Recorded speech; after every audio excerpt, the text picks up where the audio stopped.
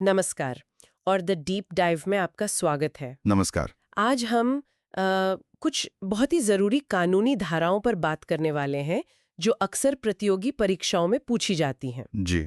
हमारा मकसद इन्हें सिर्फ रटना नहीं है, बल्कि इनके पीछे की सोच को समझना है। बिल्कुल सही कहा।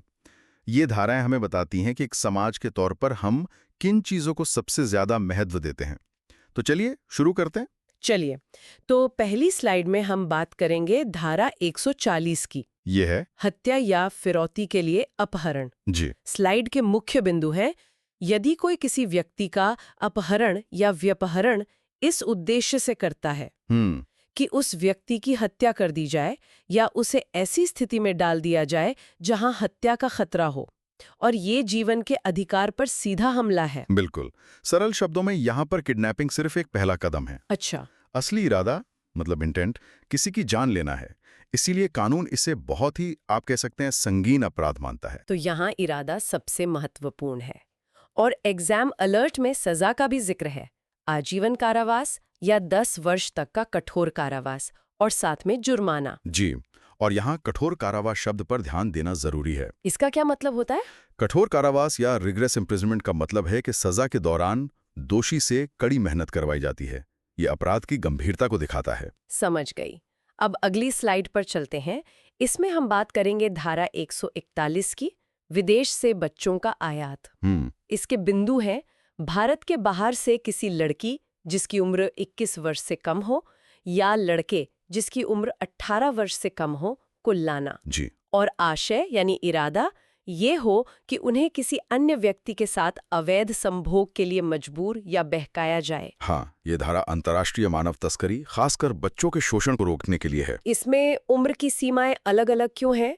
लड़की के लिए 21 और लड़के के लिए 18। ये एक बहुत अच्छा सवाल है। ये पुराने कानूनों की एक विरासत है, जहां महिलाओं के लिए संरक्षण की उम्र ज्यादा मानी जाती थी। अच्छा। और परीक्षा के लिए यही अंतर इसे एक जरूरी सवाल बनाता है। अच्छा। तो एग्जाम अलर्ट में यही उम्र सीमाएं और सजा, जो कि 10 वर्ष तक का कारावास और जुर्माना है, याद रखने वाली बातें हैं। ठीक है, तो इसी से जुड़ा हमारा अगला विषय है मानव तस्करी।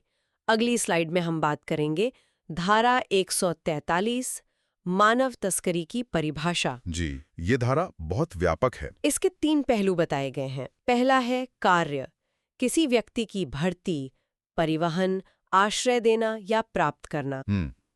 दूसरा है तरीका, बल प्रयोग, धमकी, अपहरण, धोखाधड़ी या सत्ता का दुरुपयोग। सही है। और तीसरा है शोषण, जिसमें शारीरिक या यौन शोषण, दास्ता या अंगों को बलपूर्वक निकालना शामिल है। बिल्कुल। कानून मानव तस्करी को एक पूरी चेन की तरह देखता है, और ये धारा उस चेन की हर कड़ी को अपराध मानती है। मतलब सिर्फ किडनैप करने वाला ही नहीं, बल्कि जो उसे छिपाता है या एक जगह से दूसरी जगह ले जाता है, वो भी अपराधी है। जी हाँ, अगर उसे इस बात की जानकारी है तो। और सबसे महत्वपूर्ण बात जो एग्जाम अलर्ट में भी लिखी है, वो ये है कि पीड़ित की सहमति का कोई कानूनी महत्व नहीं है। अच्छा, मतलब अगर दबाव में सहमति दी गई हो तो भी वो अपराधी माना जाएगा, क्योंकि कानून ये मानता है कि ऐसी स्थिति में दी गई सहमति असली सहमति नहीं होती। समझ गई। अब इसी धारा 143 में तस्करी के लिए दंड का भी प्रावधान है। ये एक पनिशमेंट मैट्रिक्स जैसा दिया गया है। जी, ये मैट्रिक्स अपराध की गंभीरता को दिखाता है। जैसे एक व्यक्ति की तस्करी पर 7 से 10 वर्ष तक का कठोर कारावास, एक से अधिक व्यक्ति हो तो 10 वर्ष से आजीवन कारावास, और अगर पीड़ित नाबालिग है तो सजा और भी कठोर है। बिल्कुल। कानून ये मानता है कि जितने ज्यादा लोग पीड़ित होंगे, या अगर पीड़ित एक बच्चा है, तो अपराध उतना ही बड़ा है। और एग्जाम अलर्ट में एक बहुत ही गंभीर बात लिखी है, अगर ये अपराध किसी लोक सेवक या पुलिस द्वारा किया जाता है, हाँ, ये सबसे जरूरी बिंदु है, तो सजा आजीवन कारावास होगी, यानी नेचुरल लाइफ तक। जी, जिसका मतलब है मृत्यु तक जेल। जब रक्षक ही भक्षक बन जाएं, तो कानून कोई नरमी नहीं बरतता। सही बात है।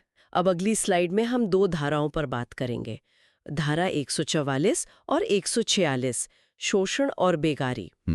धारा 144 कहती है कि यदि कोई जानते हुए भी तस्करी किए गए व्यक्ति को काम पर रखता है या यौन शोषण करता है, तो उसे 3 से 10 वर्ष तक की सजा हो सकती है। हाँ, ये धारा समाज की जिम्मेदारी तय करती है। आप ये कहकर बच नहीं सकते कि मुझे पता नहीं था या मैंने तो सिर्फ काम पर रखा था। अच्छा। अगर आपको पता है कि व्यक्ति तस्करी का शिकार है तो आप भी अपराध में भागीदार हैं। और धारा 146 ये गैर कानूनी अनिवार्य श्रम मतलब बेगारी से जुड़ी है। जी, बेगारी का मतलब है किसी से उसकी इच्छा के विरुद्ध जबरदस्ती काम करवाना। ये एक तरह की बंधुआ मजदूरी है और ये हमारे संविधान के अनुच्छेद 23 के भी खिलाफ है। तो एग्जाम अलर्ट का बिंदु यही है कि धारा 146 बेगारी प्रथा के विरुद्ध सुरक्षा देती है। बिल्कुल। चलिए अब देखते हैं धारा 145 दासों का व्यापार। जी। इसके मुख्य बिंदु हैं यदि कोई व्यक्ति आदतन यानी हैबिचुअली दासों का आयात, निर्यात या खरीद फरोख्त करता है। यहाँ पर आदतन शब्द सबसे ज्यादा महत्वपूर्ण है। क्यों? क्योंकि ये कानून किसी एक घटना की बात नहीं कर रहा है, ये उन लोगों की बात कर रहा है जिन्होंने इसे एक पेशा या धंधा बना लिया है, जो बार बार ये काम करते हैं। समझ गई। तो ये एक संगठित अपराध के खिलाफ है। बिल्कुल। और ये मानवाधिकारों का सबसे घोर उल्लंघन है, इसलिए सजा भी बहुत सख्त है, आजीवन कारावास या 10 वर्ष तक की कैद और जुर्माना। ठीक है, तो ये थे वो अपराध जो व्यक्ति की आजादी और सम्मान पर हमला करते हैं। जी। अब हम उन अपराधों की बात करेंगे जो सीधे देश पर हमला माने जाते हैं। अगली स्लाइड है धारा 147 और 148 राज्य के विरुद्ध युद्ध। ये देश की सुरक्षा से जुड़े सबसे गंभीर अपराध हैं। धारा 147 कहती है भारत सरकार के खिलाफ युद्ध छेड़ना, प्रयास करना या उकसाना, और इसकी सजा मृत्युदंड या आजीवन कारावास है। मृत्युदंड? जी, डेथ पेनल्टी। ये दिखाता है कि राज्य अपनी संप्रभुता को लेकर कितना गंभीर है। देश के खिलाफ युद्ध छेड़ने को सबसे बड़ा अपराध माना गया है। और धारा 148 ये कहती है कि इस अपराध के लिए षड्यंत्र यानी कॉन्स्पिरेसी रचना भी एक अपराध है। हाँ, और ये बहुत दिलचस्प है। मतलब अगर कुछ लोग मिलकर सिर्फ प्लान भी बनाते हैं युद्ध करने का, तो भी उन्हें सजा हो सकती है। बिल्कुल। कानून यहाँ अपराध होने का इंतजार नहीं करता, साजिश को ही अपने आप में एक पूरा अपराध मान लिया गया है। वाह। इसी से जुड़ी अगली स्लाइड है जिसमें हम बात करेंगे धारा 149 और 153 की, जो हथियार और विदेशी संबंधों से जुड़ी हैं। धारा 149 है युद्ध करने के इरादे से हथियार या गोला बारूद जमा करना, सजा है आजीवन कारावास या 10 वर्ष तक कैद। ये भी पिछले कानून जैसा ही है। आमतौर पर किसी अपराध की सिर्फ तैयारी करना दंडनीय नहीं होता। जैसे अगर कोई चोरी करने के लिए सिर्फ एक रस्सी खरीदता है तो वो अपराध नहीं है। लेकिन देश के खिलाफ युद्ध का मामला इतना गंभीर है कि कानून इसकी तैयारी को ही अपराध बना देता है। अच्छा, तो सिर्फ हथियार जमा करना भी अपराध है अगर इरादा युद्ध का हो? जी, एग्जाम अलर्ट में यही बात लिखी है। ये एक महत्वपूर्ण अपवाद है। और धारा 153 ये कहती है कि भारत के साथ शांति रखने वाले किसी विदेशी राज्य के खिलाफ युद्ध करना। ये थोड़ा अजीब है। नहीं, ये भारत की विदेश नीति और अंतर्राष्ट्रीय जिम्मेदारियों को दिखाता है। मतलब ये कि भारत अपनी जमीन का इस्तेमाल किसी मित्र देश के खिलाफ गतिविधियों के लिए नहीं होने दे सकता। अगर कोई भारत में बैठकर हमारे किसी मित्र देश के खिलाफ युद्ध छेड़ेगा तो वो भारत के कानून के तहत भी अपराधी होगा। समझ गए? ये भारत की कूटनीतिक संबंधों की रक्षा के लिए है। बिल्कुल। अब देखते हैं धारा 151 राष्ट्रपति या राज्यपाल पर हमला। जी। इसके बिंदु हैं लक्ष्य है भारत के राष्ट्रपति या राज्य के राज्यपाल और उद्देश्य है उन पर दबाव डालना या काम करने से रोकना। इसमें हमला करना या सदोष अवरोध शामिल है। हाँ, ये धारा उस व्यक्ति की नहीं बल्कि उस पद की गरिमा की रक्षा के लिए है। सदोष अवरोध का क्या मतलब हुआ? रॉन्गफुल रिस्ट्रेंट, मतलब किसी को गलत तरीके से कहीं जाने से रोकना। जैसे मान लीजिए कुछ लोग राज्यपाल को उनके दफ्तर से बाहर निकलने से रोकें ताकि वो किसी बिल पर दस्तखत ना कर पाएं। अच्छा, तो ये शारीरिक हमले से अलग है। जी, यहाँ मकसद उनके संवैधानिक कर्तव्य में बाधा डालना है, इसीलिए ये एक अलग अपराध है और इसकी सजा 7 वर्ष तक का कारावास और जुर्माना है। और हमारी आज की अंतिम स्लाइड है धारा 152 भारत की संप्रभुता और एकता। इसमें कहा दिया है कि यदि कोई बोलकर, लिखकर या संकेतों द्वारा अलगाववाद यानी सिसेशन या सशस्त्र विद्रोह को भड़काता है या भारत की संप्रभुता और एकता को खतरे में डालता है तो ये एक अपराध है। जी, ये धारा देश को तोड़ने वाली आवाजों के खिलाफ है। अलगाववाद का मतलब है देश से अलग होने की मांग करना। अगर कोई भाषण या लेख के जरिए लोगों को देश के खिलाफ हथियार उठाने के लिए भड़काता है तो ये धारा लागू होती है। इसकी सजा भी काफी गंभीर है, आजीवन कारावास, ये 7 वर्ष तक की कैद और जुर्माना। जी, अपराध की गंभीरता के हिसाब से सजा तय होती है। वाह, तो आज हमने कई बहुत ही महत्वपूर्ण धाराओं को समझा। बिल्कुल, अगर हम एक बार जल्दी से दोहराएं तो हमने धारा 140 देखी, हत्या के लिए अपहरण, फिर धारा 141 विदेश से बच्चों का आयात, और धारा 143 मानव तस्करी, जिसमें दंड का एक पूरा मैट्रिक्स है। सही। फिर धारा 145 दासों का आदतन व्यापार, और फिर देश के खिलाफ अपराध धारा 147 जिसमें मृत्युदंड तक का प्रावधान है, और धारा 149 जिसमें युद्ध की तैयारी करना भी अपराध है। और अंत में धारा 151 राष्ट्रपति पर हमला और 152 देश की एकता को खतरा। परीक्षा में इनसे जुड़े सवाल कई तरह से आ सकते हैं, जैसे कि सूची 1 को सूची 2 से मिलाने वाले सवाल आ सकते हैं, या किसी अपराध की सीधी सजा पूछी जा सकती है, या फिर आदतन, षड्यंत्र, तैयारी जैसे कीवर्ड्स पर आधारित प्रश्न भी बन सकते हैं। ये वाकई एक बहुत गहरी पड़ताल थी। इन कानूनों को समझना सिर्फ परीक्षा के लिए ही नहीं, बल्कि एक जागरूक नागरिक बनने के लिए भी जरूरी है। सही बात है। जाते जाते एक विचार सोचने के लिए छोड़ जाती हूँ। जब कानून देश की सुरक्षा के लिए किसी अपराध की तैयारी को भी दंडनीय बना देता है, तो ये व्यक्तिगत स्वतंत्रता और राष्ट्रीय सुरक्षा के बीच के नाजुक संतुलन पर क्या सवाल खड़े करता है? इसकी सीमा कहाँ तय होनी चाहिए? इस पर विचार जरूर कीजिएगा। नमस्कार जी। कानून की किताबें अक्सर बहुत जटिल और कह सकते हैं सूखी लगती हैं, है ना? हाँ, बिल्कुल। लेकिन असल में यही नियम और धाराएं हैं जो हमारे समाज का ढांचा बनाती है। आज हम इसी ढांचे की कुछ बेहद महत्वपूर्ण ईंटों को करीब से देखेंगे। हम बात करेंगे भारतीय न्याय संहिता के उन प्रावधानों की जो अफसरों की जवाबदेही से लेकर चुनाव की पवित्रता और सड़कों पर शांति तक को सुनिश्चित करते हैं। बिल्कुल। और हमारे पास जो सामग्री है वो प्रतियोगी परीक्षाओं की तैयारी करने वालों के लिए खास तौर पर तैयार की गई है। जी, लेकिन हमारा मकसद सिर्फ धाराएं रटना नहीं है, बल्कि उनके पीछे की सोच को समझना है। क्यों कुछ अपराध ज्यादा गंभीर माने जाते हैं और क्यों कुछ में सजा कम होती है। हाँ, आज हम इसी क्यों की पड़ताल करेंगे। तो चलिए शुरू करते हैं उस नींव से जिस पर कानून व्यवस्था टिकी है। लोक सेवक यानी सरकारी अधिकारी, अगर वही अपनी जिम्मेदारी से चूक जाएं तो क्या होता है? मान लीजिए उनकी हिरासत से कोई कैदी भाग जाता है, क्या हर बार उन्हें एक ही तरह से दोषी माना जाएगा? यह बहुत अच्छा सवाल है, क्योंकि यहीं से कानून की एक बहुत बुनियादी बात सामने आती है, इरादा या मंशा। इरादा। जी, भारतीय न्याय संहिता की धारा 156 और 157 इसी फर्क को समझाती हैं। देखिए, धारा 156 कहती है कि अगर कोई लोक सेवक जानबूझकर किसी युद्ध कैदी या राजकीय कैदी को भागने देता है। जानबूझकर मतलब उसकी नियति खराब थी, जैसे उसने रिश्वत लेकर कैदी को भगा दिया हो। ठीक समझे। यहाँ अधिकारी की मंशा थी, उसका इरादा था कि कैदी भागे। यह कानून व्यवस्था के साथ सीधा खिलवाड़ है। अच्छा। इसीलिए इसमें सजा भी बहुत कठोर है, 10 साल तक की कैद और जुर्माना। 10 साल? ये तो बहुत गंभीर है। जी, लेकिन धारा 157 एक अलग स्थिति की बात करती है, लापरवाही। लापरवाही यानी नेग्लिजेंस। हाँ, यहाँ अधिकारी का इरादा कैदी को भगाने का नहीं था, पर उसकी किसी गलती या चूक की वजह से कैदी भाग गया। जैसे किसी जेलर ने रात में जेल का ताला ठीक से बंद नहीं किया और कैदी मौका पाकर भाग गया, तो ये लापरवाही का मामला बनेगा। बिल्कुल। यहाँ इरादा गलत नहीं था, सिर्फ कर्तव्य निभाने में चूक हुई, इसलिए सजा भी कम है। कितनी कम? 3 साल तक का साधारण कारावास और जुर्माना। तो परीक्षा के लिहाज से जानबूझकर और लापरवाही का ये अंतर और उनकी सजा, ये दोनों याद रखना बेहद जरूरी है। यहीं से सवाल बनता है। ठीक है, तो अफसरों की जवाबदेही की तरह ही देश की सुरक्षा एक और अहम स्तंभ पर टिकी है, हमारी सेना का अनुशासन। निश्चित रूप से। जाहिर है इसे तोड़ने की किसी भी कोशिश को कानून बहुत गंभीरता से लेता होगा। हाँ, देश की सुरक्षा सर्वोपरि है।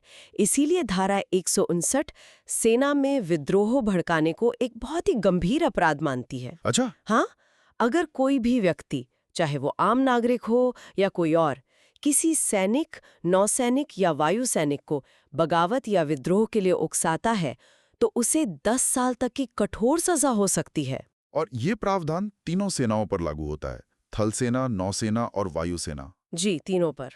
और क्या सिर्फ सीनियर अधिकारी का आदेश न मानने के लिए उकसाना भी इतना ही गंभीर अपराध है, जिसे म्यूटिनी कहते हैं? नहीं, कानून इन दोनों में फर्क करता है। देखिए, विद्रोह जो है वो पूरे सिस्टम के खिलाफ एक बड़ी बगावत है। हाँ। जबकि आदेश न मानना वो अनुशासनहीनता का मामला है। धारा 163 इसी अनुशासनहीनता से जुड़ी है। अच्छा।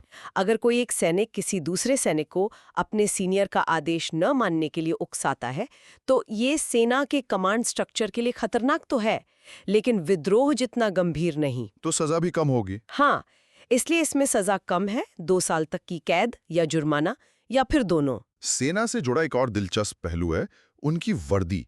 अक्सर फिल्मों में या नाटकों में लोग फौजी की वर्दी पहने दिखते हैं।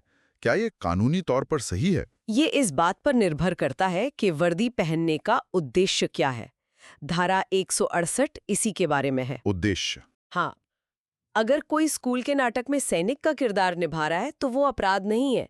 अपराध तब बनता है जब वर्दी पहनने का मकसद धोखा देना हो। मतलब कोई नकली फौजी बन के लोगों से पैसे ठग ले। बिल्कुल, या फिर किसी आर्मी कैंटोनमेंट जैसे प्रतिबंधित इलाके में घुसने की कोशिश करे। समझ गया। अगर धोखा देने का आशय या कह लीजिए फ्रॉडुलेंट इंटेंट है, तभी ये अपराध है और इसकी सजा है 3 महीने तक की कैद या 2000 रुपए का जुर्माना या दोनों। तो परीक्षा के लिए ये याद रखना है कि इस अपराध का मुख्य तत्व धोखा देने का इरादा है। एकदम सही। तो सेना देश की बाहरी सीमाओं की रक्षा करती है, लेकिन देश के भीतर लोकतंत्र की रक्षा कौन करता है? हमारे स्वतंत्र और निष्पक्ष चुनाव। पर इस प्रक्रिया को भी कई खतरे होते हैं। बहुत ज्यादा। अक्सर हम चुनाव के दौरान वोट के बदले नोट या शराब बांटे जाने की खबरें सुनते हैं। और कानून इन खतरों से निपटने के लिए ही बनाया गया है। धारा 170 जो है वो सीधे सीधे रिश्वतखोरी से जुड़ी है। अच्छा। किसी भी उम्मीदवार को चुनाव से हटने के लिए कहना या किसी वोटर को वोट देने या न देने के लिए किसी भी तरह का इनाम देना, ये सब रिश्वतखोरी में आएगा? हाँ, ये सब इस धारा के तहत अपराध है। इसका मकसद है कि लोग बिना किसी लालच के अपनी मर्जी से वोट दें। और अगर कोई डरा धमकाकर वोट लेने की कोशिश करे तो? उसके लिए है धारा 171। अच्छा। जो अनुचित प्रभाव यानी अनड्यू इन्फ्लुएंस की बात करती है। इसका मतलब है किसी मतदाता को किसी भी तरह से डराना धमकाना ताकि वो अपनी मर्जी से वोट ना दे सके। इसमें किस तरह की धमकियां शामिल हैं? शारीरिक चोट पहुंचाने की धमकी देना या उसे समाज से बाहर निकालने की धमकी देना, ये सब इसमें शामिल है। ये दोनों धाराएं मिलकर ये सुनिश्चित करती हैं कि चुनाव स्वतंत्र और निष्पक्ष हों। चुनाव से जुड़ी एक और बात है बोगस वोटिंग, जिसके बारे में हम बहुत सुनते हैं। क्या कानून में इसकी कोई खास परिभाषा है? हाँ, बिल्कुल। जिसे हम आम भाषा में बोगस वोटिंग कहते हैं, उसे कानून की भाषा में प्रतिरूपण या पर्सोनेशन कहा जाता है। प्रतिरूपण? जी, और इसका जिक्र धारा 172 में है। इसके तहत 2 बातें अपराध हैं। कौन सी 2 बातें? पहला, किसी और व्यक्ति के नाम पर वोट डालना, चाहे वो व्यक्ति जिंदा हो या मर चुका हो। अच्छा, और दूसरा? और दूसरा, एक ही चुनाव में अपने नाम से 1 से ज्यादा बार वोट डालना। तो अगर कोई ऐसे वोटरों की लिस्ट बना ले जो शहर से बाहर हैं और उनके नाम पर फर्जी वोट डाल दे, तो वो इस धारा के तहत दोषी होगा? जी, ये लोकतंत्र के साथ एक बहुत बड़ा धोखा है और इसके लिए धारा 174 में सजा का प्रावधान है। सजा क्या है? 1 साल तक की कैद या जुर्माना या दोनों हो सकती है। परीक्षा में बोगस वोटिंग शब्द सीधे पूछा जा सकता है कि ये किस धारा से संबंधित है, तो याद रखें धारा 172। ठीक है। चुनाव अगर लोकतंत्र की धमनियां हैं तो अर्थव्यवस्था उसका दिल है, और इस दिल को कमजोर करने का एक बहुत पुराना तरीका है जाली करेंसी। और ये सिर्फ एक व्यक्ति के साथ धोखाधड़ी नहीं है। नहीं, ये एक तरह से देश की आर्थिक संप्रभुता पर हमला है।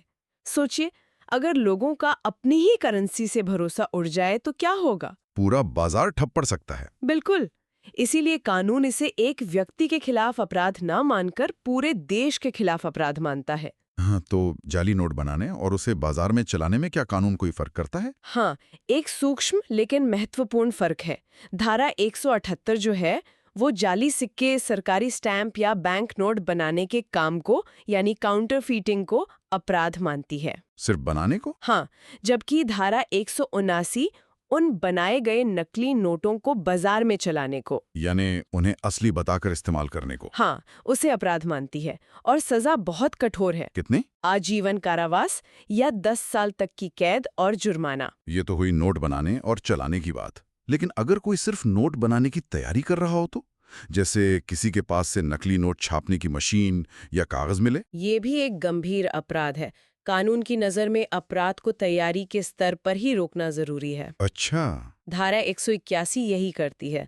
जाली सिक्के या नोट बनाने के उपकरण या सामग्री जैसे मशीन, डाई या विशेष कागज, इनको बनाना या अपने पास रखना भी दंडनीय है। भले ही आपने एक भी नोट न छापा हो। जी, भले ही एक भी नोट न छापा हो। इसके लिए 7 साल तक के कारावास और जुर्माने की सजा है। तो हमने देश की सुरक्षा, लोकतंत्र और अर्थव्यवस्था जैसे बड़े खतरों की बात की। अब जरा जमीन पर आते हैं उन अपराधों की ओर जो हमारी रोजमर्रा की शांति भंग करते हैं। मतलब भीड़ और दंगे फसाद। हाँ, सही कहा। इसकी शुरुआत होती है विधि विरुद्ध जमाव यानी अनलॉफुल असेंबली की अवधारणा से। ये क्या होता है? इसे धारा 189 में परिभाषित किया गया है। कानून कहता है कि 5 या उससे ज्यादा लोगों का जमावड़ा गैर कानूनी माना जाएगा अगर उनका मकसद गैर कानूनी। एक मिनट, यहाँ एक सवाल है। मान लीजिए 5 दोस्त बस स्टैंड पर खड़े होकर सरकार के खिलाफ शांति से नारे लगा रहे हैं।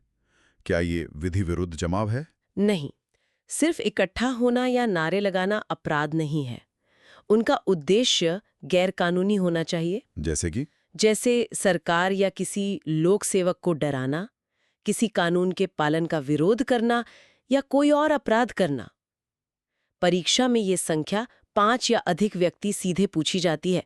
अगर 4 लोग हैं तो ये धारा लागू नहीं होगी। और अगर उस भीड़ में से कोई एक व्यक्ति अपराध कर दे तो क्या सजा सिर्फ उसी को मिलेगी? यहीं पर धारा 190 का सामान्य उद्देश्य यानी कॉमन ऑब्जेक्ट का सिद्धांत लागू होता है। Common object? जी, जो बहुत महत्वपूर्ण है। ये कहता है कि अगर भीड़ का सामान्य उद्देश्य गैर कानूनी था तो भीड़ में से किसी एक सदस्य द्वारा किए गए अपराध के लिए पूरी भीड़ जिम्मेदार होगी। मतलब अगर 10 लोगों की भीड़ दुकान में तोड़फोड़ करने के इरादे से गई और पत्थर सिर्फ 2 लोगों ने फेंके तो भी सजा सभी 10 को मिलेगी? बिल्कुल। उन 8 लोगों को भी बराबर का दोषी माना जाएगा जो सिर्फ खड़े होकर नारे लगा रहे थे। ये तो बहुत महत्वपूर्ण बात है। हाँ, परीक्षा के लिए ये याद रखना है। भले ही आपने हाथ न उठाया हो, अगर आप उस समय उस गैर कानूनी भीड़ का हिस्सा हैं, तो आप भी बराबर के दोषी हैं। ठीक है, तो ये हुआ विधि विरुद्ध जमाव। पर हम बलवा या राइटिंग शब्द भी बहुत सुनते हैं। ये इससे कैसे अलग है? इसका एक सीधा सा समीकरण है। क्या? विधि विरुद्ध जमाव प्लस हिंसा बराबर है बलवा। अच्छा। धारा 191 के अनुसार जब 5 या उससे अधिक लोगों की गैर कानूनी भीड़ अपने सामान्य उद्देश्य के लिए बल या हिंसा का इस्तेमाल करती है तो वो बलवा बन जाता है। तो जब तक हिंसा नहीं है वो सिर्फ एक जमाव है? हाँ, जैसे ही पत्थरबाजी या आगजनी शुरू हुई वो बलवा हो गया। और क्या इसमें भी कोई कम या ज्यादा गंभीर स्थिति होती है? हाँ, होती है। अगर बलवा करते समय किसी के पास बंदूक या तलवार जैसा कोई घातक हथियार है तो ये ज्यादा गंभीर अपराध बन जाता है। तो सजा बढ़ जाएगी? जी, सामान्य बलवे के लिए सजा 2 साल तक है, लेकिन घातक हथियार के साथ बलवा करने पर सजा बढ़कर 5 साल तक हो जाती है। 2.5 गुना ज्यादा? हाँ, हथियार की मौजूदगी सजा को 2.5 गुना बढ़ा देती है। तो बलवे और दंगे में क्या फर्क है? हम तो अक्सर इन शब्दों को एक ही तरह इस्तेमाल कर लेते हैं। यह एक आम कंफ्यूजन है, लेकिन कानून में दोनों बिल्कुल अलग हैं। धारा 194 दंगा यानी अफरे को परिभाषित करती है। अच्छा। इसके लिए 2 मुख्य बातें याद रखनी है। पहली, दंगे के लिए सिर्फ 2 लोग काफी हैं, जबकि बलवे के लिए 5 चाहिए। 2 और 5? हाँ, और दूसरी और सबसे बड़ी बात, दंगा हमेशा सार्वजनिक स्थान पर होता है, जैसे सड़क या बाजार में। जी, जबकि बलवा किसी के घर के अंदर यानी निजी स्थान पर भी हो सकता है। और दंगे की सजा भी काफी कम लगती है, सिर्फ 1 महीने तक की कैद या 1000 रुपए जुर्माना। हाँ, क्योंकि इसका पैमाना छोटा होता है और ये मुख्य रूप से लोक शांति भंग करने का अपराध है। यह अंतर परीक्षा में अक्सर पूछा जाता है। आज के दौर में शांति भंग करने का एक नया तरीका भी आ गया है, फेक न्यूज और गलत जानकारी। क्या हमारा नया कानून इस डिजिटल चुनौती से निपटने के लिए तैयार है? हाँ, और ये एक बहुत ही जरूरी और आधुनिक प्रावधान है। धारा 1970D सीधे तौर पर फेक न्यूज और मिस इन्फॉर्मेशन से लड़ने के लिए बनाई गई है। अच्छा, इसमें क्या है? इसके अनुसार अगर कोई व्यक्ति मौखिक, लिखित या इलेक्ट्रॉनिक माध्यम से कोई ऐसी झूठी या भ्रामक जानकारी फैलाता है जिससे भारत की संप्रभुता, एकता या सुरक्षा को खतरा हो, तो ये एक अपराध है। मतलब व्हाट्सएप या सोशल मीडिया पर कोई ऐसी अफवाह फैलाना जिससे दंगे भड़क सकते हों, या देश की सुरक्षा को खतरा हो, वो अब इस धारा के तहत आएगा। जी बिल्कुल। ये दिखाता है कि कानून समय के साथ कैसे बदल रहा है और नई चुनौतियों से निपटने के लिए खुद को तैयार कर रहा है। इसके लिए 3 साल तक के कारावास या जुर्माने की सजा है। तो आज की चर्चा को समेटते हैं। हमने देखा कि कानून इरादे और लापरवाही में फर्क करता है। हमने सेना और चुनाव जैसी संस्थाओं को बचाने वाले प्रावधानों को समझा। और सबसे जरूरी, हमने सार्वजनिक शांति से जुड़े 3 मिलते-जुलते शब्दों का अंतर समझा। हाँ, एक बार फिर से उसे दोहरा लेते हैं। जरूर। तो विधि विरुद्ध जमाव है 5 या ज्यादा लोग, गैर कानूनी उद्देश्य पर कोई हिंसा नहीं। ठीक है। बलवा राइटिंग है 5 या ज्यादा लोग, गैर कानूनी उद्देश्य और साथ में हिंसा का प्रयोग। ये कहीं भी हो सकता है। और दंगा अफरे है 2 या ज्यादा लोग जो सार्वजनिक स्थान पर लड़कर शांति भंग करते हैं। तो ये टेबल किसी भी कंफ्यूजन से बचाएगा। हाँ। तो आज की ये पड़ताल प्रतियोगी परीक्षाओं के लिए तो उपयोगी है ही, पर ये हमें एक जागरूक नागरिक भी बनाती है। ये समझना कि कानून व्यवस्था कैसे काम करती है हमें ज्यादा जिम्मेदार बनाता है। बिल्कुल। और ये हमें सोचने पर भी मजबूर करता है। जैसे हमने फेक न्यूज वाली नई धारा की बात की। ये एक विचारणीय प्रश्न छोड़ जाता है कि जैसे जैसे तकनीक आगे बढ़ेगी, अपराध के नए नए तरीके सामने आएंगे, भविष्य का कानून इन चुनौतियों से कैसे निपटेगा। शायद अगली बार जब हम मिलेंगे तो किसी ऐसे ही नए कानूनी प्रावधान पर चर्चा कर रहे होंगे। हो सकता है। इस गहन पड़ताल में शामिल होने के लिए धन्यवाद। धन्यवाद। नमस्कार। भारतीय कानून की दुनिया में एक बहुत बड़ा एक ऐतिहासिक बदलाव आया है। जी। सदियों पुरानी भारतीय दंड संहिता यानी आईपीसी 1860 की जगह अब भारतीय न्याय संहिता बीएनएस 2023 ने ले ली है। बिल्कुल। आज हम इसी नई संहिता की कुछ बेहद जरूरी धाराओं की गहराई में उतरेंगे। और हमारा मकसद सिर्फ इन धाराओं को पढ़ना नहीं होगा, बल्कि हम इनके पीछे की सोच को समझेंगे। हाँ, कि ये कानून क्यों बनाए गए। बिल्कुल। ये समाज को क्या संदेश देते हैं। और हाँ, जो लोग प्रतियोगी परीक्षाओं की तैयारी कर रहे हैं उनके लिए समझना और भी जरूरी हो जाता है। सही बात है कि आईपीसी से बीएनएस में क्या बदला है और सवाल कैसे बन सकते हैं। बिल्कुल। तो चलिए इस कानूनी ताने बाने को परत दर परत खोलते हैं और शुरुआत करते हैं लोक सेवकों यानी पब्लिक सर्वेंट्स से जुड़े प्रावधानों से। ये एक बहुत अच्छा शुरुआती बिंदु है। देखिए, बीएनएस का एक बड़ा फोकस इस बात पर है कि सत्ता का दुरुपयोग न हो। और इसी से जुड़ी है धारा 200, जिस पर हम आगे आएंगे, लेकिन पहले देखते धारा 202 और 203। ओके। ये किसी लोक सेवक के अवैध रूप से व्यापार करने या संपत्ति खरीदने पर रोक लगाती है। तो इसका सीधा मतलब है हितों का टकराव या जिसे कॉन्फ्लिक्ट ऑफ इंटरेस्ट कहते हैं, उसको रोकना। बिल्कुल सही पकड़ा आपने। मान लीजिए कोई राजस्व विभाग का अधिकारी है। ठीक है। अब अगर वो उसी इलाके में जमीन की खरीद फरोख्त का काम करने लगे जहां उसकी पोस्टिंग है, तो ये साफ साफ हितों का टकराव है। हाँ, वो अपने पद का फायदा उठा सकता है। एग्जैक्टली। बीएनएस इसी तरह के भ्रष्टाचार को रोकना चाहता है। हाँ। और धारा 203 तो ये भी कहती है कि ऐसी अवैध रूप से खरीदी गई संपत्ति को जब्त कर लिया जाएगा। वाह, सजा तो मिलेगी, साथ में गलत तरीके से कमाई संपत्ति भी हाथ से जाएगी। जी। अच्छा, ये तो हुई पद के दुरुपयोग की बात। पर क्या हो अगर किसी के पास पद हो ही नहीं, वो बस एक सरकारी अफसर होने का नाटक कर रहा हो, जैसे फिल्मों में हम देखते हैं। और असल जिंदगी में भी ये होता है। हाँ। इसी के लिए बीएनएस में धारा 204 और 205 है। इसे हम कहते हैं प्रतिरूपण या इम्पर्सनेशन। अच्छा। यहाँ ये समझना जरूरी है कि सिर्फ वर्दी पहन लेना, ये नकली आईडी कार्ड बना लेना ही अपने आप में अपराध नहीं है। अपराध तब बनता है जब आपका इरादा कपटपूर्ण हो। यानी आप किसी को धोखा देना चाहते हैं या कोई गलत काम करना चाहते हैं। बिल्कुल। कानून का मकसद पद की गरिमा और जनता के भरोसे दोनों को बचाना है। समझ गया। तो एक नकली अफसर बनना अपराध है, लेकिन अगर अफसर असली हो और कोई आम नागरिक उसे उसकी ड्यूटी करने से रोके, ये भी एक बहुत आम स्थिति है। हाँ, जैसे मान लीजिए नगर निगम की टीम कोई अवैध निर्माण गिराने आती है और कोई व्यक्ति उनकी मशीनरी के आगे खड़ा हो जाता है, तो क्या ये भी अपराध है? हाँ बिल्कुल।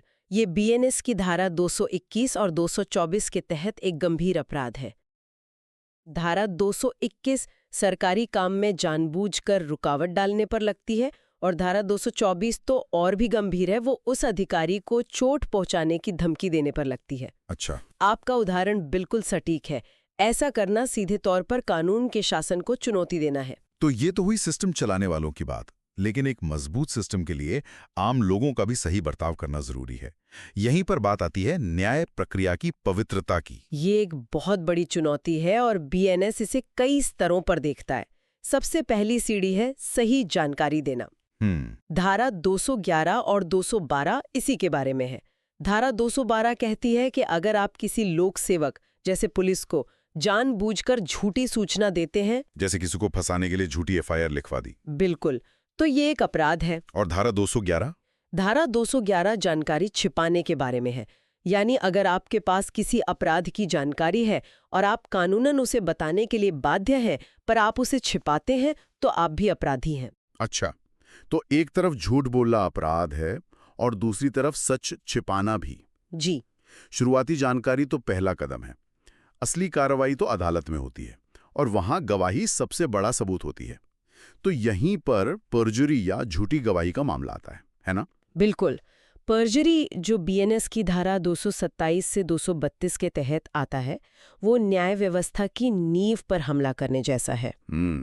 इसे ऐसे समझिए कि आप न्याय के खेल में नियमों से खेलने की कसम खाते हैं, लेकिन फिर झूठ बोलकर पूरा खेल ही बिगाड़ देते हैं। ये तो बहुत गंभीर है। लेकिन क्या भारत में पर्जरी के लिए लोगों को सजा होती है? हमने तो सुना है कि गवाहों का मुकर जाना तो बहुत आम बात है। आपने एक बहुत ही महत्वपूर्ण मुद्दा उठाया है। देखिए, कानून में पर्जरी के लिए 7 साल तक की सजा का प्रावधान है, जो काफी सख्त है। 7 साल? ये तो काफी है। हाँ, लेकिन ये भी सच है कि भारत में इसके तहत मामले बहुत कम दर्ज होते हैं और सजा तो और भी कम लोगों को होती है।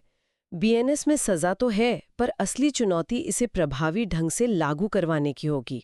और कई बार गवाह शायद अपनी मर्जी से झूठ नहीं बोलता, हो सकता है उसे धमकाया गया हो। हाँ, और कानून इस पर भी बहुत सख्ती से ध्यान देता है।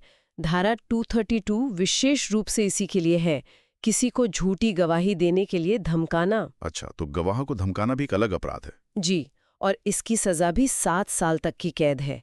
कानून मानता है कि गवाह को धमकाना उतना ही बड़ा अपराध है जितना खुद झूठी गवाही देना। चलिए, अदालत और प्रशासन की बातें तो हो गई, लेकिन कानून का सबसे सीधा असर तो आम आदमी की रोजमर्रा की जिंदगी पर पड़ता है, जैसे हमारी सेहत, हमारी सुरक्षा। हाँ, और बीएनएस में सार्वजनिक स्वास्थ्य और सुरक्षा को लेकर बहुत स्पष्ट प्रावधान है।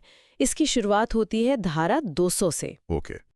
ये कहती है कि कोई भी अस्पताल, चाहे वो सरकारी हो या प्राइवेट, किसी जरूरतमंद मरीज का इलाज करने से मना नहीं कर सकता, खासकर एसिड अटैक जैसे मामलों में। ये तो बहुत जरूरी है। ये सीधे सीधे संविधान के अनुच्छेद 21 यानी जीवन के अधिकार को मजबूती देता है। बिल्कुल। लेकिन मान लीजिए अस्पताल कहता है कि उनके पास उस खास इलाज के लिए सुविधा ही नहीं है, तो क्या तब भी अपराध माना जाएगा? ये एक बहुत जरूरी सवाल है। देखिए, कानून ये नहीं कहता कि आपको चमत्कार करना है, लेकिन आपकी पहली जिम्मेदारी है मरीज को स्थिर करना, उसे प्राथमिक उपचार देना, फर्स्ट एड। हाँ जी, और फिर अगर जरूरत हो तो उसे सही जगह पर रेफर करना। आप उसे बस ये कहकर लौटा नहीं सकते कि ये हमारा मामला नहीं है। समझ गया। अच्छा, स्वास्थ्य की बात चली रही है तो कोविड-19 महामारी ने हमें संक्रामक रोगों के खतरों के बारे में बहुत कुछ सिखाया है। क्या बीएनएस में से लेकर कुछ है? हाँ, और ये आज के समय में बहुत प्रासंगिक है। धारा 270 से 273 इसी विषय पर है। अच्छा। ये 2 तरह के कामों में फर्क करती हैं। एक है उपेक्षापूर्ण कार्य, मतलब लापरवाही से संक्रमण फैलाना, जैसे बीमार होते हुए भी भीड़ में चले जाना। हाँ, और दूसरा है द्वेषपूर्ण कार्य, यानी जानबूझकर किसी को नुकसान पहुंचाने के इरादे से बीमारी फैलाना। इसी में क्वारंटाइन के नियमों को तोड़ने पर भी सजा का प्रावधान है। और बीमारियों की एक बड़ी वजह हमारे खाने पीने की चीजें भी होती हैं, मिलावट। बिल्कुल, मिलावट यानी अडल्ट्रेशन। धारा 274 से 276 तक इसे गंभीर अपराध माना गया है। इसमें खाने पीने की चीजों में मिलावट से लेकर दवाइयों में मिलावट तक सब कुछ शामिल है। दवाइयों में मिलावट, ये तो बहुत ही खतरनाक है। जी, और कानून न सिर्फ मिलावट करने वाले को बल्कि ऐसी मिलावटी चीजों को बेचने वाले को भी पकड़ता है। अच्छा, सेहत के साथ साथ हमारी रोजमर्रा की सुरक्षा भी उतनी ही जरूरी है, जैसे सड़कों पर सुरक्षा। रफ्तारी से गाड़ी चलाने यानी रैश ड्राइविंग पर लागू होती है। ये तो बहुत आम समस्या है। बिल्कुल। वहीं धारा 279 और 280 हमारे पर्यावरण की सुरक्षा की बात करती हैं। पर्यावरण? वो कैसे? जैसे धारा 279 किसी सार्वजनिक तालाब या नदी के पानी को गंदा करने पर रोक लगाती है, और धारा 280 हवा में प्रदूषण फैलाकर उसे स्वास्थ्य के लिए हानिकारक बनाने को अपराध मानती है। वाह, तो मतलब अब वायु प्रदूषण भी बीएनएस के दायरे में है। ये दिखाता है कि हमारा कानून समय के साथ कैसे बदल रहा है। जी बिल्कुल। अच्छा, स्वास्थ्य और सुरक्षा के अलावा कानून समाज के नैतिक ताने बाने को भी बनाए रखने की कोशिश करता है, खासकर जब बात बच्चों की सुरक्षा की आती है। हाँ, ये किसी भी सभ्य समाज के कानून का एक बहुत जरूरी हिस्सा है।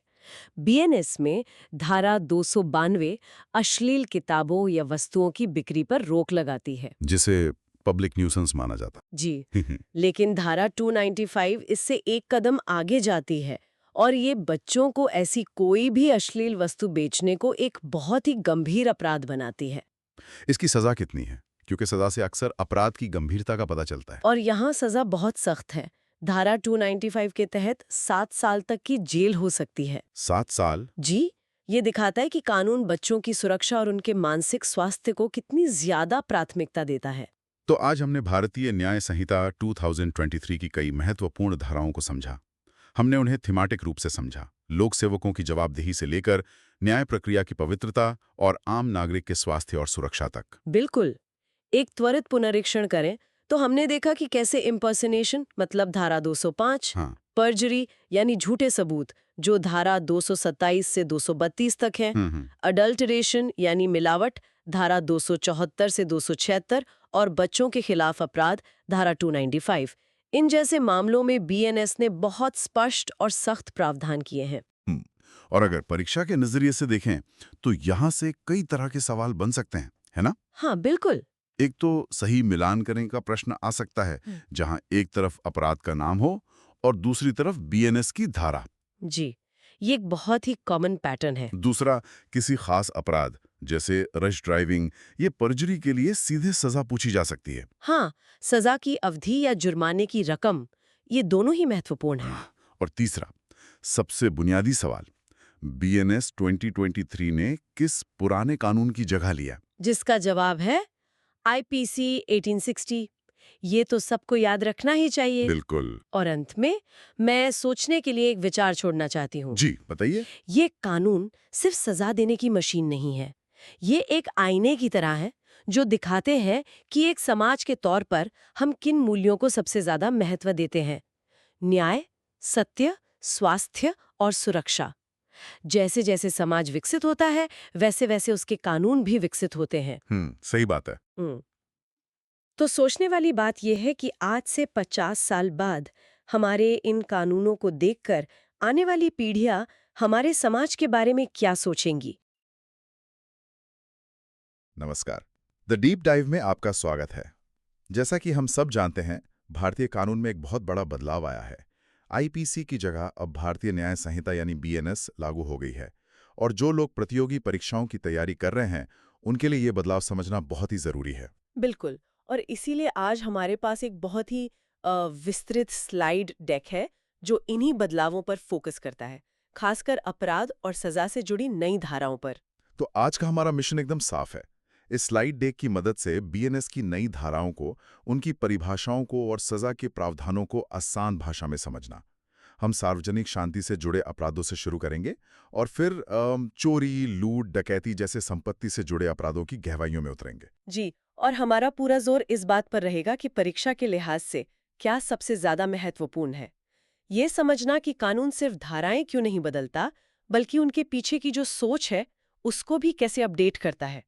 चलिए शुरू करते हैं। तो चलिए सबसे पहले उन अपराधों की बात करते हैं जो समाज की नैतिकता और शांति पर असर डालते हैं। मुझे याद है पुराने कानून में अश्लीलता को लेकर कुछ धाराएं थीं। बीएनएस में इसे कैसे देखा गया है? बीएनएस में इसे लेकर धारा 294 और 296 काफी महत्वपूर्ण है। धारा 294 तो सीधे तौर पर अश्लील सामग्री जैसे किताबें या कोई भी ऐसी चीज उसके बेचने या बांटने को अपराध मानती है। अच्छा। लेकिन जो ज्यादा दिलचस्प है वो है धारा 296। ये सार्वजनिक जगहों पर होने वाले अश्लील कामों या गानों से जुड़ी है। अच्छा, तो जैसे कोई सड़क पे खड़े होकर अश्लील गाने गा रहा हो। पर यहाँ एक सवाल उठता है, अश्लील क्या है? ये कौन तय करेगा? ये तो बहुत सब्जेक्टिव हो सकता है। बहुत अच्छा सवाल है और कानून इसी का जवाब देता है। धारा 296 में सबसे महत्वपूर्ण शब्द है कष्ट, जिसे कानून की भाषा में अनॉयंस कहते हैं। अनॉयंस, जी। कोई भी काम या गाना तब तक कानूनी तौर पर अश्लील नहीं माना जाएगा जब तक उससे वहां मौजूद दूसरे लोगों को सच में परेशानी या कष्ट न हो। तो अपराध का मुख्य तत्व वो काम नहीं है, बल्कि उससे दूसरों को होने वाला कष्ट है। समझ गया। तो फोकस व्यक्ति के अपने विचारों पर नहीं बल्कि उसके काम के सार्वजनिक प्रभाव पर है। और परीक्षा के लिए इसकी सजा भी जरूरी होगी? हाँ, इसमें 3 महीने तक की जेल या फिर 1,000 रुपए का जुर्माना हो सकता है। ये कष्ट वाला पॉइंट अक्सर परीक्षाओं में पूछा जाता है कि अपराध का मुख्य तत्व क्या है। सार्वजनिक शांति की बात हो रही है तो धर्म से जुड़ी भावनाओं का सम्मान करना भी इसमें आता है। स्रोतों में इस पर भी कुछ धाराएं हैं? हाँ, बीएनएस में धारा 298 से लेकर 301 तक इसी पर केंद्रित है। ये धाराएं धर्म, पूजा स्थलों और धार्मिक सभाओं को एक तरह से सुरक्षा देती हैं। जैसे धारा 298 कहती है कि अगर कोई जानबूझकर किसी धर्म का अपमान करने के इरादे से किसी पूजा स्थल को नुकसान पहुंचाता है या अपवित्र करता है तो उसे 2 साल तक की सजा हो सकती है। यहाँ इरादा यानी इंटेंशन बहुत महत्वपूर्ण लगता है। बिल्कुल। कानून में मेंस रिया यानी आपराधिक मन एक बुनियादी सिद्धांत है। इन धाराओं में ये साफ है कि काम गलती से नहीं बल्कि अपमान करने के इरादे से किया गया हो। इसी तरह धारा 300 किसी चलती हुई धार्मिक सभा या पूजा में जानबूझकर बाधा डालने को अपराध मानती है, जिसके लिए 1 साल तक की सजा है। और एक धारा अतिचार यानी ट्रेसपास से भी जुड़ी है ना? हाँ, वो है धारा 301। इसका मतलब है कि किसी की धार्मिक भावनाओं को ठेस पहुंचाने के मकसद से उसके पूजा स्थल या शमशान घाट जैसी पवित्र जगह में बिना इजाजत के घुसना। यहाँ भी मकसद ही अपराध का आधार है। तो इन तीनों धाराओं का सार है धार्मिक स्थलों और सभाओं का सम्मान और ऐसा न करने पर सजा का प्रावधान। तो अभी तक हमने उन अपराधों की बात की जो समाज की शांति और भावनाओं से जुड़े हैं। अब हम उन अपराधों की ओर बढ़ते हैं जो सीधे किसी की संपत्ति पर असर डालते हैं। और इसकी शुरुआत होती है सबसे आम अपराध से, चोरी। बीएनएस में इसे लेकर क्या कहा गया है? चोरी को बीएनएस की धारा 303 में परिभाषित किया गया है और इसके 3 मुख्य तत्व हैं जिन्हें समझना बहुत जरूरी है। अच्छा। पहला, संपत्ति चल यानी मूवेबल होनी चाहिए। दूसरा, उसे किसी के कब्जे से उसकी सहमति के बिना लिया गया हो। और तीसरा, ऐसा करने का इरादा बेईमानी का हो। चल संपत्ति वाला बिंदु दिलचस्प है। इसका मतलब कोई किसी के जमीन या मकान की चोरी नहीं कर सकता, क्योंकि वो तो अचल संपत्ति है। हाँ, एकदम सही। ये एसएससी, रेलवे जैसी परीक्षाओं के लिए एक बहुत ही महत्वपूर्ण तथ्य है। चोरी सिर्फ उन चीजों की हो सकती है जिन्हें एक जगह से दूसरी जगह ले जाया जा सके, जैसे पेन, मोबाइल, गाड़ी। जी। और एक और मजेदार बात यह है कि जैसे ही कोई वस्तु अपनी जगह से हटाई जाती है, चोरी का अपराध पूरा मान लिया जाता है, भले ही चोर उसे लेकर भाग भी ना पाया हो। अच्छा, मतलब अगर किसी ने मेरी मेज से मेरा फोन उठा के सिर्फ अपनी जेब में रखा है तो चोरी उसी वक्त पूरी हो गई, उसे बिल्डिंग से बाहर निकलने की जरूरत नहीं है। बिल्कुल। कानून की नजर में हटाना यानी मूविंग ही काफी है। इरादा तो पहले से ही बेईमानी का था। लेकिन अगर चोरी चुपके से ना हो बल्कि कोई झपट कर सामान ले भागे तो, जैसे सड़क पर चेन या मोबाइल छीन लेना, क्या वो भी साधारण चोरी ही कहलाएगी? यही वो जगह है जहां बीएनएस एक बहुत बड़ा और जरूरी बदलाव लाता है। पुराने आईपीसी में झपटमारी यानी स्नैचिंग के लिए कोई अलग स्पष्ट धारा नहीं थी। पुलिस अक्सर उसे चोरी में ही दर्ज करती थी, जिसकी सजा कम थी और इससे मतलब अपराधियों को ज्यादा डर नहीं लगता था। तो बीएनएस ने इस कमी को पूरा किया है। हाँ, अब बीएनएस में धारा 304 खास तौर पर झपटमारी के लिए ही है। ये कहती है कि जब कोई चोरी करने के लिए अचानक, तेजी से या बल का प्रयोग करके संपत्ति झपटता है तो वो झपटमारी कहलाएगी। ये सामान्य चोरी से ज्यादा गंभीर अपराध है क्योंकि इसमें अचानक बल का इस्तेमाल होता है। और जाहिर है सजा भी ज्यादा होगी। बिल्कुल। इसके लिए 3 साल तक की जेल और जुर्माने का प्रावधान है। बीएनएस में धारा 304 लाने का मकसद ही सड़क पर होने वाले इस अपराध को एक गंभीर पहचान और सख्त सजा देना है। परीक्षा में सीधे तौर पर यह धारा पूछी जा सकती है। चोरी की बात को आगे बढ़ाते हैं। क्या चोरी कहाँ हुई है इस बात से भी फर्क पड़ता है? मतलब खुली सड़क पर चोरी और किसी के घर में चोरी, क्या कानून इन्हें एक जैसा मानता है? नहीं, बिल्कुल नहीं। और यही बात बीएनएस की धारा 305 में समझाई गई है। ये धारा कहती है कि अगर चोरी किसी के घर, टेंट या किसी भी ऐसे बर्तन या वाहन में होती है जो रहने के लिए इस्तेमाल होता है, तो सजा बहुत ज्यादा सख्त होगी। इसमें ट्रेन या बस जैसे परिवहन के साधन भी शामिल हैं। इसके पीछे क्या तर्क है? तर्क बहुत सीधा है। एक व्यक्ति का घर या उसका वाहन उसकी निजी और सुरक्षित जगह मानी जाती है। इन जगहों पर एक तरह से भरोसे का एक तत्व होता है। जब कोई इस सुरक्षा और भरोसे को तोड़कर चोरी करता है तो कानून उसे ज्यादा गंभीर अपराध मानता है। अच्छा। साधारण चोरी की सजा 3 साल तक है, लेकिन घर में चोरी करने पर यह सजा सीधे 7 साल तक हो जाती है। ये तो बहुत बड़ा अंतर है। मतलब अपराध का स्थान सजा को दुगने से भी ज्यादा कर देता है। हाँ, और यही बात एग्जाम अलर्ट वाले हिस्से में भी हाईलाइट की गई है। ये तुलनात्मक सवाल परीक्षाओं के लिए बहुत महत्वपूर्ण है। अब एक और अपराध पर आते हैं, जिसे हम आम भाषा में जबरन वसूली कहते हैं। ये चोरी से कैसे अलग है, क्योंकि दोनों में ही किसी की संपत्ति ली जा रही है? ये एक बहुत ही बारीक लेकिन महत्वपूर्ण अंतर है, जिसे बीएनएस की धारा 308 यानी उद्यापन या एक्सटॉर्शन में समझाया गया है। देखिए, चोरी में संपत्ति मालिक की सहमति के बिना ली जाती है जी, लेकिन जबरन वसूली में अपराधी पहले व्यक्ति को या उसके किसी करीबी को किसी तरह का नुकसान पहुंचाने का डर दिखाता है, और उस डर के कारण व्यक्ति अपनी संपत्ति सौंपने के लिए सहमति दे देता है। एक मिनट, ये तो बड़ा कंफ्यूजिंग है। चोरी में सहमति नहीं है और जबरन वसूली में सहमति है, लेकिन डरा धमका कर ली गई है। क्या कोर्ट में इसे साबित करना मुश्किल नहीं होता? मुश्किल होता है, लेकिन कानून इसे साफ करता है। यहाँ सहमति स्वतंत्र नहीं है, वो डर से पैदा हुई है। जैसे कोई कहे कि पैसे दो वरना तुम्हारे परिवार को नुकसान पहुंचाऊंगा। इस धमकी के बाद अगर कोई पैसे दे देता है तो उसने सहमति तो दी, लेकिन वो डर के दबाव में दी। यही जबरन वसूली है। संपत्ति छीनी नहीं जाती, बल्कि धमकी देकर दिलवाई जाती है। तो चोरी में काम चुपके से होता है और जबरन वसूली में धमकी और डर का इस्तेमाल होता है। ये मुख्य अंतर है। बिल्कुल। चोरी में अपराधी आपकी जानकारी के बिना काम करता है। जबरन वसूली में वो आपके सामने आकर आपको डराकर काम करवाता है।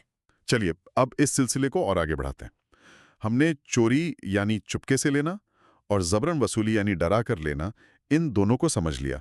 लेकिन अगर अपराधी डराने के साथ साथ हिंसा का भी इस्तेमाल करे तो, जैसे ही कोई चाकू दिखाकर पर्स छीन ले। जैसे ही इस समीकरण में तत्काल हिंसा या तत्काल हिंसा का डर जुड़ जाता है, अपराध का रूप बदल जाता है और वो लूट यानी रॉबरी बन जाता है। बीएनएस की धारा 309 इसी के बारे में है। तो लूट का सबसे जरूरी तत्व है तत्काल भय यानी इंस्टेंट फियर। एकदम सही।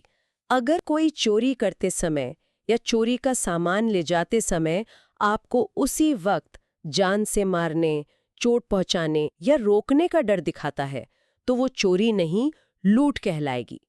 इसी तरह अगर जबरन वसूली में धमकी भविष्य की ना होकर तत्काल हो, तो वो भी लूट है। इसे एक उदाहरण से समझते हैं। अगर कोई फोन पर धमकी दे कि कल तक पैसे नहीं दिए तो देख लूंगा, ये जबरन वसूली है। लेकिन अगर कोई सामने आकर चाकू दिखाकर कहे अभी पैसे निकालो, तो ये लूट है, क्योंकि डर तत्काल है। आपने बिल्कुल सही समझा। यही तत्काल शब्द चोरी और जबरन वसूली को लूट से अलग करता है। ये डर भविष्य का नहीं, बल्कि उसी क्षण का होना चाहिए। अब एक कदम और आगे बढ़ते हैं। हमने फिल्मों में डकैती शब्द बहुत सुना है। ये लूट से कैसे अलग है? क्या ये बस लूट का एक बड़ा रूप है? आप कह सकते हैं। डकैती और लूट में अपराध की प्रकृति तो एक ही है, लेकिन एक बहुत बड़ा अंतर है जो कानून की नजर में इसे और भी ज्यादा गंभीर बना देता है।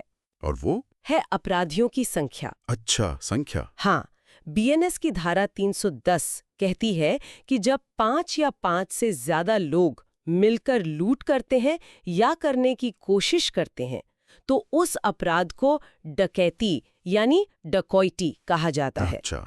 अगर 4 लोग मिलकर लूट करते हैं तो वो लूट ही कहलाएगी, लेकिन जैसे ही 5वां व्यक्ति जुड़ जाता है वो डकैती बन जाती है। सिर्फ एक व्यक्ति के जुड़ने से अपराध का नाम और उसकी गंभीरता दोनों बदल जाती हैं। इसके पीछे कानून की क्या सोच है? सोच ये है कि 5 या ज्यादा लोगों का एक साथ मिलकर ऐसा अपराध करना एक संगठित और समाज के लिए ज्यादा बड़ा खतरा माना जाता है।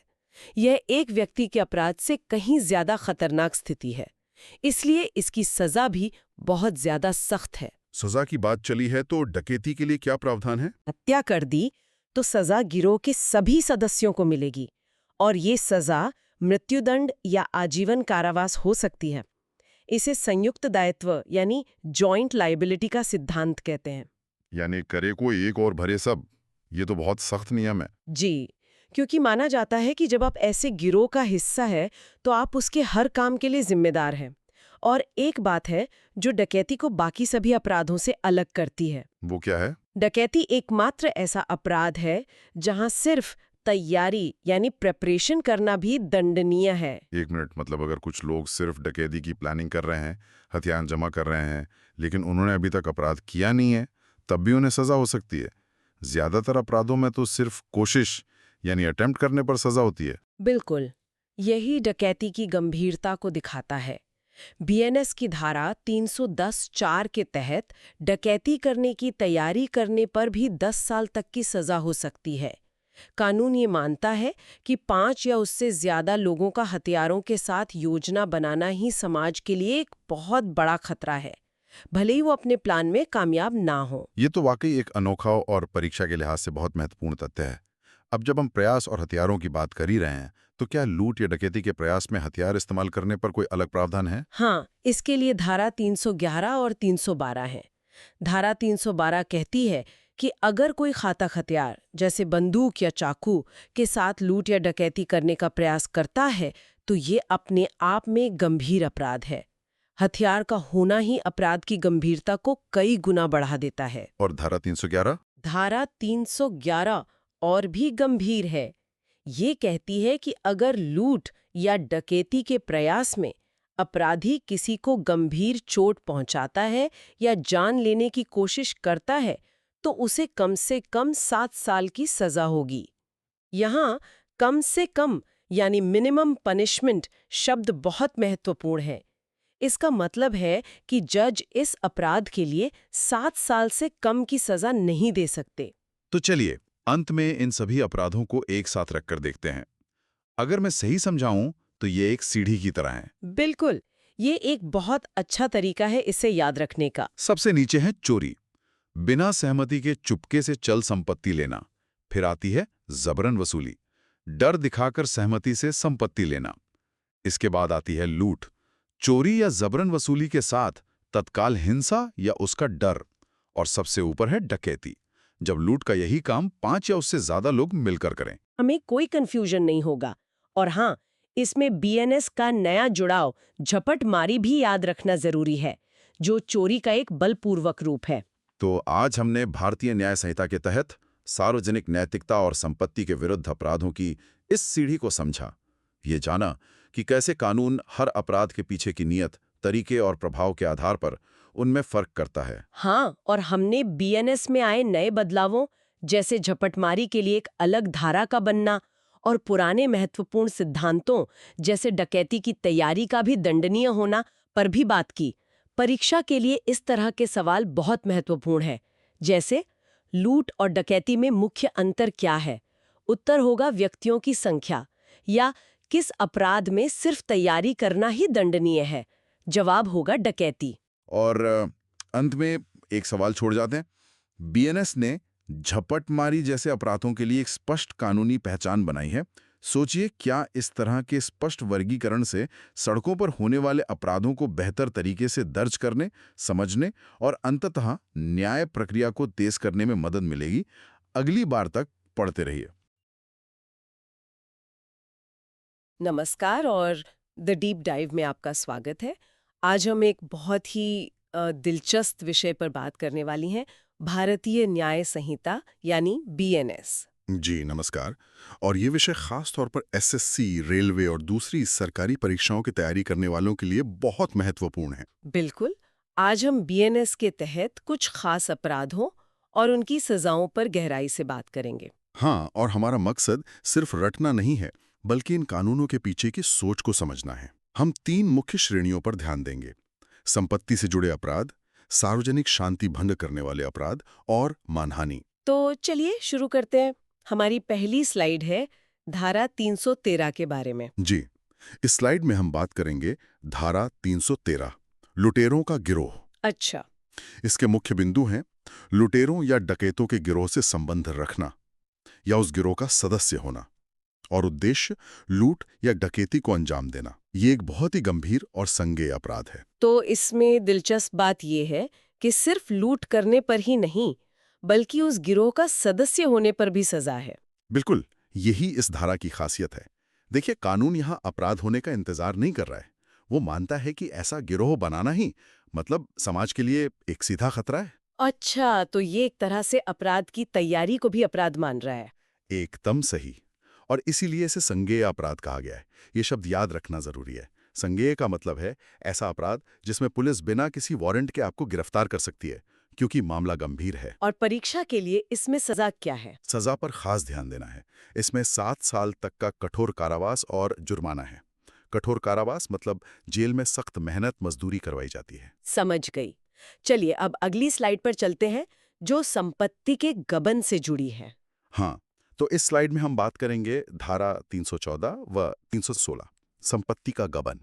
इसके बुलेट पॉइंट्स क्या है? धारा 314 है चल संपत्ति का बेईमानी से गबन या अपने उपयोग में लेना, और धारा 316 है आपराधिक विश्वासघात, यानी क्रिमिनल ब्रीच ऑफ ट्रस्ट, मतलब किसी की संपत्ति का गलत तरीके से इस्तेमाल करना। ये दोनों सुनने में काफी एक जैसे लगते हैं। इनमें फर्क क्या है? इनमें एक बहुत बारीक लेकिन जरूरी फर्क है, और वो है भरोसे का। धारा 314 का एक उदाहरण लेते हैं। मान लीजिए आपको सड़क पर किसी का बटुआ मिला और आपने उसे लौटाने के बजाय उसके पैसे खर्च कर लिए। ये गबन है। जहां संपत्ति आपको संयोग से मिली थी। ठीक है, तो फिर आपराधिक विश्वासघात क्या हुआ? अब धारा 316 का उदाहरण सुनिए। आपके दोस्त ने शहर से बाहर जाते हुए अपनी गाड़ी आपके पास भरोसे पर छोड़ी और आपने उसे बेच दिया।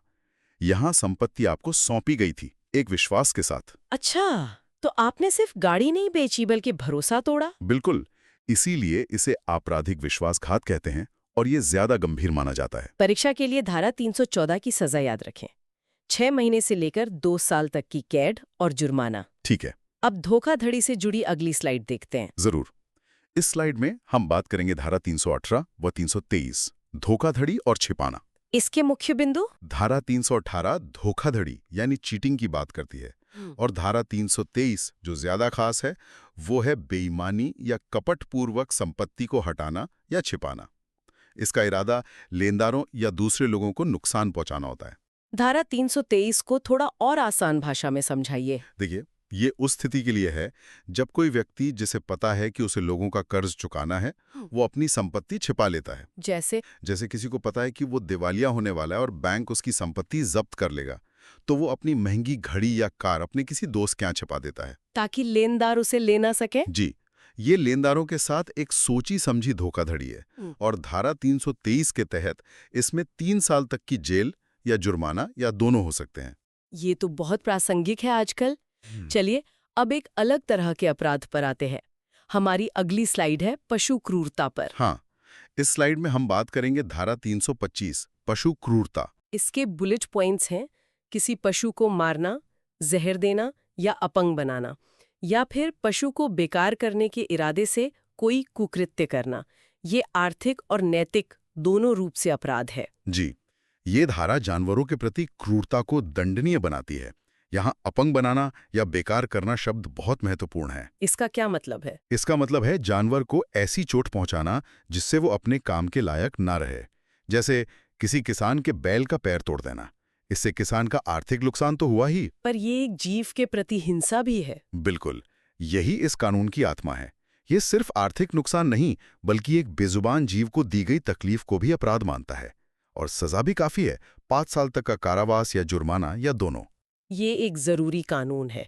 अब हम एक बहुत ही गंभीर अपराध की तरफ बढ़ते हैं। जी, इस स्लाइड में हम बात करेंगे धारा 327, महाविनाश, आग और रेल। ये शब्द ही काफी डरावना है। अपराध भी उतना ही गंभीर में। इसके बिंदु हैं आग या विस्फोटक पदार्थ द्वारा शरारत, या फिर रेल, वायुयान या 20 टन से भारी जलयान को नष्ट करना, और उद्देश्य उसे असुरक्षित बनाना या जानबूझकर नुकसान पहुंचाना। तो ये सिर्फ तोड़ फोड़ नहीं है, ये बड़े पैमाने पर विनाश की बात हो रही है। हाँ, सोचिए किसी ने विस्फोटक से रेलवे ट्रैक उड़ा दिया। यहाँ मकसद सिर्फ ट्रैक को नुकसान पहुंचाना नहीं, बल्कि हजारों लोगों की जान खतरे में डालना और देश में दहशत फैलाना है। ये तो समाज की स्थिरता पर हमला है। इसीलिए इसकी सजा भी सबसे सख्त में से एक है। परीक्षा के लिए ये बहुत जरूरी है। ध्यान से सुनिए। सजा है आजीवन कारावास या 10 साल तक की जेल। आजीवन कारावास शब्द को जरूर याद रखें। जी, ये धारा परीक्षा के लिहाज से बहुत महत्वपूर्ण लग रही है। अब समाज से हटकर व्यक्तिगत सुरक्षा यानी घर की सुरक्षा पर आते हैं। सही। तो इस स्लाइड में हम बात करेंगे धारा 330 से 333, गृह अतिचार। इसके 3 मुख्य बिंदु हैं: धारा 330 गृह अतिचार और सेंधमारी, धारा 332 अपराध करने के लिए गृह अतिचार और धारा 333 क्षति पहुंचाने या हमला करने के लिए अतिचार। देखिए, गृह अतिचार का मतलब तो सीधा है, बिना इजाजत किसी के घर में घुसना। और सेंधमारी यानी हाउस ब्रेकिंग, इससे ज्यादा गंभीर है। मतलब ताला तोड़कर, खिड़की से या दीवार फांदकर, मतलब गैर कानूनी तरीके से घर में घुसना। अच्छा, और धारा 333 इसे और गंभीर कैसे बनाती है? धारा 333 इरादे की बात करती है। अगर कोई आपके घर में चोरी करने नहीं बल्कि आपको या आपके परिवार को चोट पहुंचाने के इरादे से घुसा है, तो ये अपराध बहुत संगीन हो जाता है। क्योंकि यहाँ हमला सिर्फ संपत्ति पर नहीं, जान पर है। बिल्कुल। और इसीलिए धारा 333 के तहत सजा 7 साल तक की कैद और जुर्माना है। इरादे से अपराध की गंभीरता बदल जाती है, ये बात बार बार सामने आ रही है। चलिए अगले स्लाइड पर चलते हैं। जी, इस स्लाइड में हम बात करेंगे धारा 336, जालसाजी, फोर्जरी। इसके बुलेट पॉइंट्स है: झूठा दस्तावेज बनाना या असली में बदलाव करना, इरादा, धोखाधड़ी करना या किसी को नुकसान पहुंचाना, और इसमें हस्ताक्षर या मोहर की नकल करना भी शामिल है। जालसाजी का मतलब सिर्फ जाली नोट बनाना नहीं होता, इसका दायरा बहुत बड़ा है। जैसे कोई उदाहरण दीजिए। सबसे आम उदाहरण है किसी के चेक पर जाली दस्तखत करना, या सोचिए किसी ने धोखे से वसीयत में बदलाव कर दिया ताकि सारी संपत्ति उसे मिल जाए। तो ये एक तरह से किसी की पहचान या उसके शब्दों की चोरी है। बहुत अच्छा कहा आपने। ये समाज में भरोसे की नींव पर हमला है। अगर दस्तावेजों पर ही भरोसा नहीं रहेगा तो कोई भी सिस्टम काम नहीं कर सकता। इसकी सजा 2 साल तक का कारावास या जुर्माना या दोनों है। ठीक है, अब हम उन अपराधों की बात करते हैं जो शारीरिक नहीं पर मानसिक चोट पहुंचाते हैं।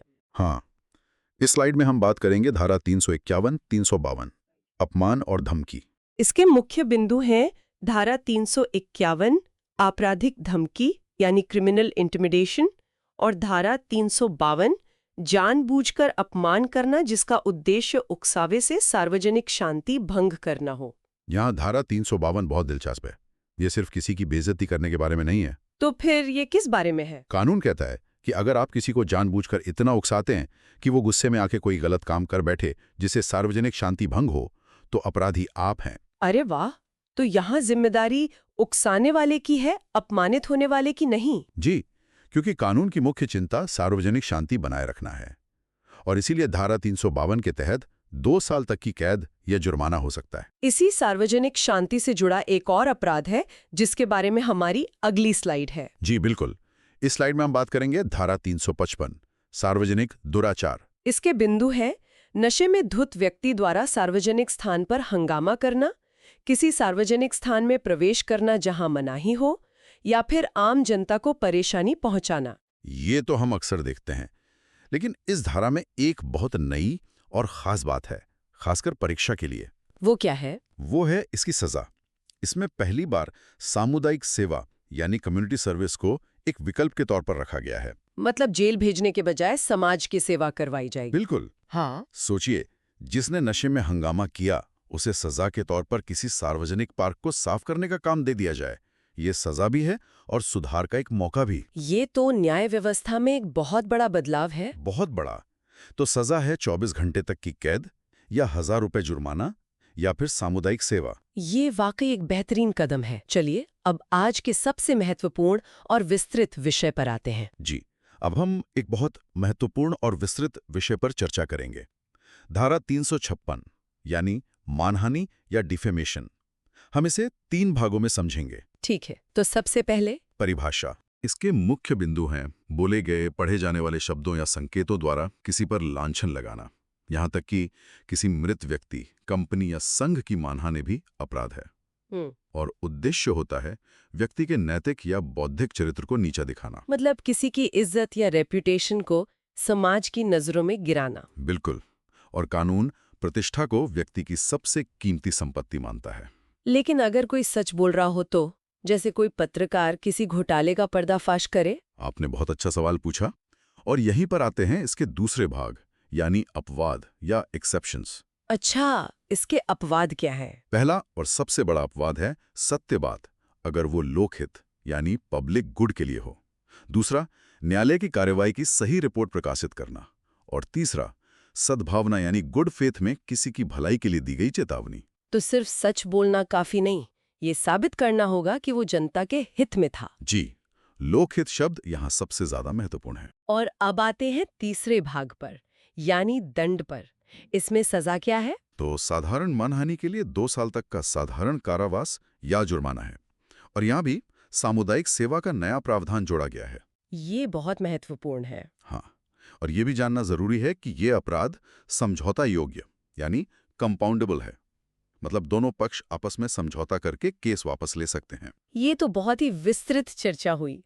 चलिए अब आखिरी स्लाइड में एक बार सब कुछ जल्दी से दोहरा लेते हैं। जरूर। इस स्लाइड में हम करेंगे महत्वपूर्ण दंड एक नजर में। तो धारा 313 लुटेरों का गिरोह, सजा है 7 वर्ष तक का कठोर कारावास और जुर्माना। धारा 325 पशु क्रूरता, 5 वर्ष तक का कारावास या जुर्माना या दोनों। धारा 327 महाविनाश, जो बहुत महत्वपूर्ण है, 10 वर्ष या आजीवन कारावास। और धारा 356 मानहानि, 2 वर्ष तक का कारावास या जुर्माना, और अब सामुदायिक सेवा का विकल्प भी है। परीक्षा के लिए खास तौर पर धारा 327 और 356 की सजाओं को जरूर याद रखें। बिल्कुल। तो आज हमने बीएनएस के तहत संपत्ति, सार्वजनिक सुरक्षा और प्रतिष्ठा से जुड़े कई महत्वपूर्ण अपराधों को समझा। हाँ, और हमने देखा कि कानून कैसे इरादे, भरोसे और लोकहित जैसी बातों को महत्व देता है। परीक्षा में इनसे कैसे सवाल बन सकते हैं? देखिए, एक तो मिलान करने वाले प्रश्न आ सकते हैं, जहां एक तरफ अपराध और दूसरी तरफ धारा का नंबर हो। ठीक है। दूसरे, सीधे प्रश्न पूछे जा सकते हैं, जैसे बीएनएस की धारा 325 के तहत अधिकतम सजा क्या है? और नए प्रावधानों पर भी सवाल आ सकता है, जैसे किस अपराध में सामुदायिक सेवा को सजा के तौर पर जोड़ा गया है? जिसका जवाब होगा सार्वजनिक दुराचार और मानहानि। एकदम सही। बहुत बहुत धन्यवाद। ये जानकारी हमारे श्रोताओं के लिए बहुत उपयोगी होगी। और जाते जाते बस इतना ही कहना चाहूंगी कि याद रखिए, सफलता का कोई शॉर्टकट नहीं होता। अपनी पढ़ाई जारी रखें। बिल्कुल। और आज की चर्चा यहीं समाप्त करते हैं, लेकिन श्रोताओं के लिए एक सवाल छोड़ जाते हैं। हमने देखा कि कानून ने सामुदायिक सेवा जैसे नए विचार को अपनाया है। सोचिए, साइबर बुलिंग या ऑनलाइन फ्रॉड जैसे नए जमाने के अपराधों के लिए भविष्य के कानूनों में कैसी नई सजाओं के बारे में सोचना पड़ेगा। हमसे जुड़ने के लिए धन्यवाद। जय Hind. Amit sir JNV academy को लाइक, शेयर और सब्सक्राइब जरूर करें। हमारे टेलीग्राम चैनल से अवश्य जुड़ें ताकि आपको नियमित कक्षाओं के पीडीएफ लगातार प्राप्त होते रहें। अगला वीडियो कंप्लीट पॉलिटी पर आने वाला है। इस क्लास का पीडीएफ आज शाम 6 बजे डिस्क्रिप्शन में दिए गए टेलीग्राम लिंक पर अपलोड कर दिया जाएगा।